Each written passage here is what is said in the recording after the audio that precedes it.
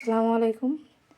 এই যে বানিয়ে ফেললাম সাবানের মূল উপকরণ, যেটা দিয়ে আমরা পরবর্তীতে 1 মাস কিউরিং রেখে দেওয়ার পরে এটা দিয়ে আমরা সাবান তৈরি করব। এখানে আছে অলিভ অয়েল, ক্যাস্টর অয়েল, নারকেল তেল এবং কি বিভিন্ন ধরনের তেল ও দুধ। ঠিক আছে, এটা এখন আমরা মল্ডে ঢেলে শক্ত করে রেখে দেব 1 মাসের জন্য। 1 মাস পরে আমরা সাবানে রূপান্তরিত করব।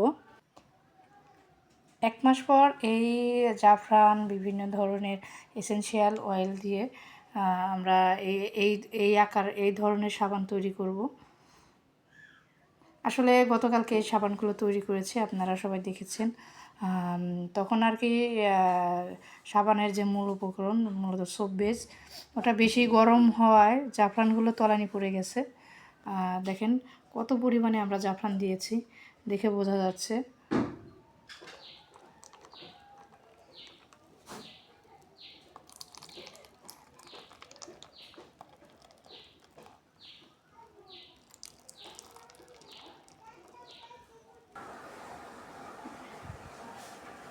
এই যে আমাদের ফাইনাল সোপ বেস লুক। এটা আমরা 1 মাসের জন্য কিউরিংয়ে রেখে দিব। 1 মাস পরে এটা ক্ষার মুক্ত হয়ে যাবে, মানে ক্ষার নাই বললে চলে, পিএইচ লেভেল নেমে চলে আসবে। তখন আমরা কি জাফরান বিভিন্ন ধরনের এসেনশিয়াল অয়েল ও ফ্রেগরেন্স দিয়ে আমরা বাজারজাত করে ফেলব। তো সবাই ভালো থাকবেন, দোয়া করবেন আমাদের জন্য।